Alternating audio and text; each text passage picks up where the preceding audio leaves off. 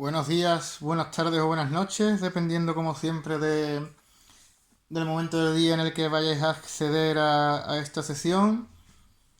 Me alegro mucho de la buena acogida que están teniendo este tipo de sesiones y con la facilidad que estáis adquiriendo los conceptos. La verdad es que yo, hombre, esperaba buenos resultados, pero no esperaba tan buenas críticas por vuestra parte y la verdad es que me siento muy satisfecho y corroboran que este proceso de sesiones pautadas pues sirve de mucho, os ayuda a vosotros y os estaréis dando cuenta de que estáis aprendiendo por vuestros propios medios, no tenéis que estar dependiendo de que haya alguien aclarando las cosas durante todo el tiempo y la verdad es que yo estoy muy satisfecho pues, por el desarrollo de este tipo de sesiones.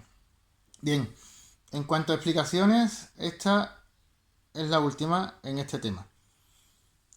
Hemos visto los fenómenos de la homonimia y la paronimia, los tipos de oraciones simples dependiendo de la actitud del hablante, y ahora vamos a ver la formación de la voz pasiva, de cómo se forma la conjugación verbal en voz pasiva y cómo se transforma una oración en voz activa en pasiva y viceversa.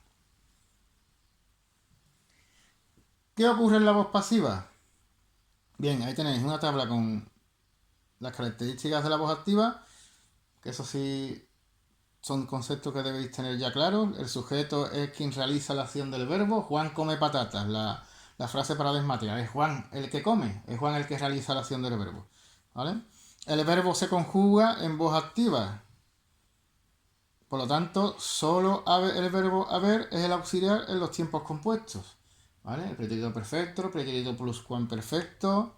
¿Vale? Tendremos un seminario para repasar los tiempos en pasado. Presencial, para que acuda todo aquel que quiera o lo necesite.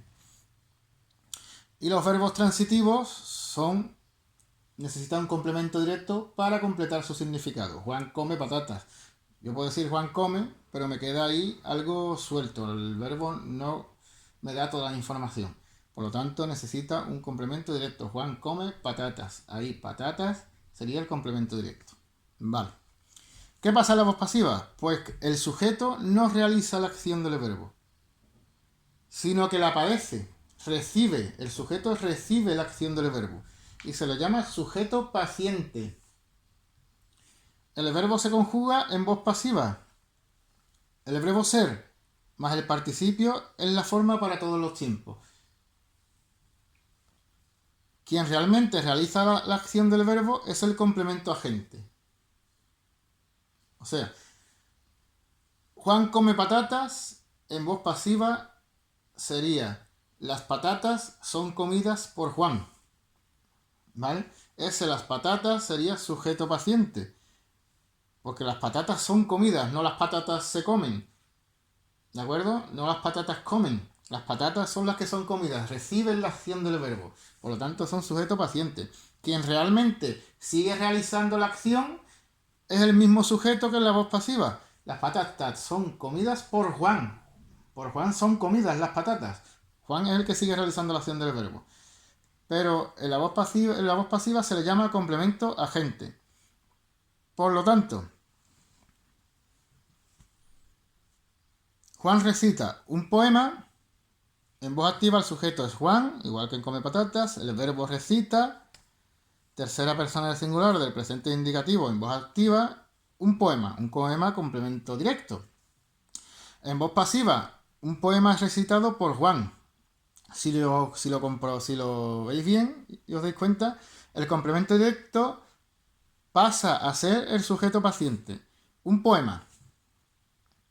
Complemento directo en voz activa, sujeto paciente en voz pasiva.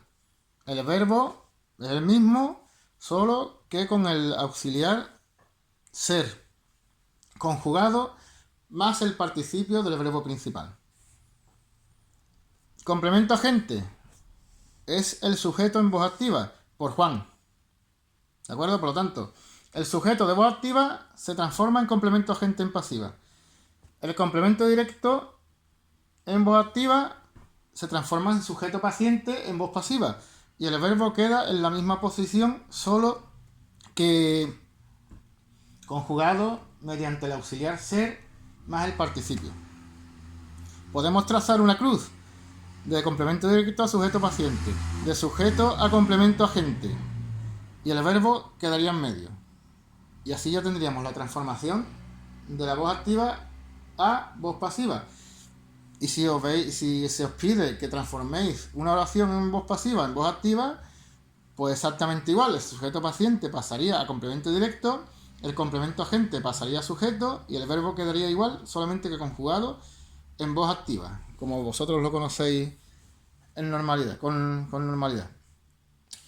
Bien, ahora la conjugación en voz pasiva. El verbo se forma con el verbo ser conjugado más el participio para las formas simples. Ahí lo pongo con signos de exclamación. Una oración exclamativa imperativa. Aprende bien el verbo ser. El verbo ser es un verbo irregular y hay que sabérselo de memoria. Todos los tiempos, porque todos los tiempos van a ser utilizados para la conjugación en voz pasiva. ¿De acuerdo? Hay que saberse muy bien el verbo ser. Ahora bien, porque se forman los tiempos simples en voz pasiva con el verbo ser conjugado más el participio del verbo principal. Ahora bien, para los tiempos compuestos tenemos el verbo haber conjugado, como en la voz activa, y siempre seguido del participio del verbo ser, o sea, sido, más el participio para las formas compuestas. Y ahí lo vuelvo a enfatizar.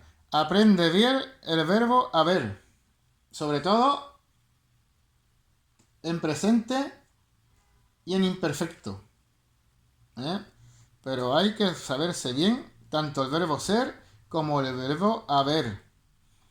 Son esenciales en la lengua castellana, aparecen muchísimo.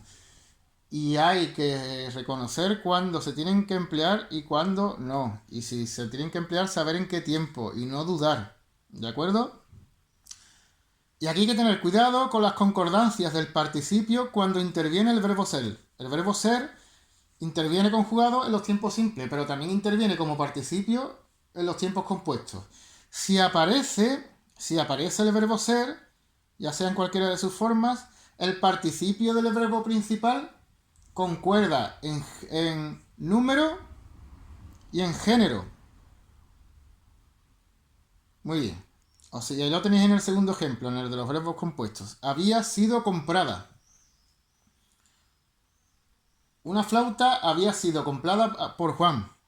Una flauta está el verbo ser en forma de participio porque es un tiempo compuesto, el pretérito pluscuamperfecto de indicativo. Y el participio del verbo principal debe concordar en género y número con el sujeto.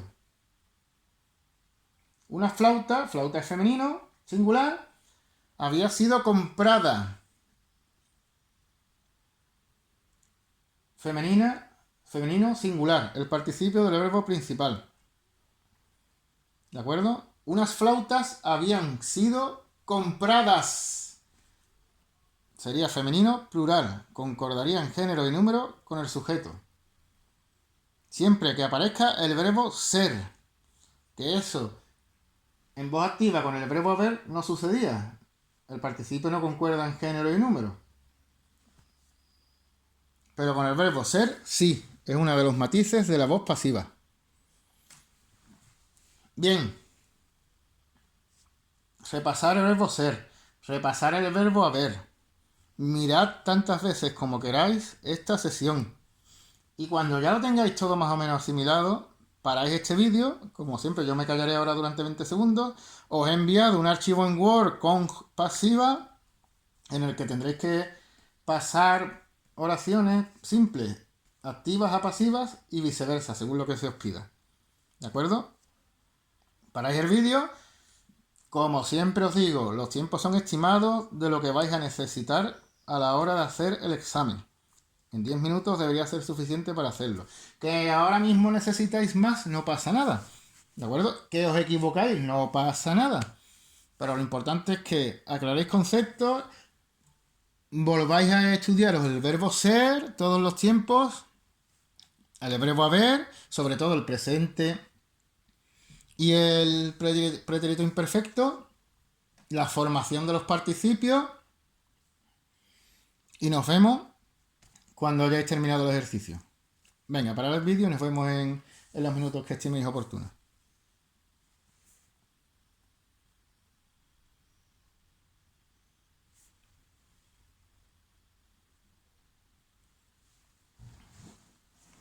Bien,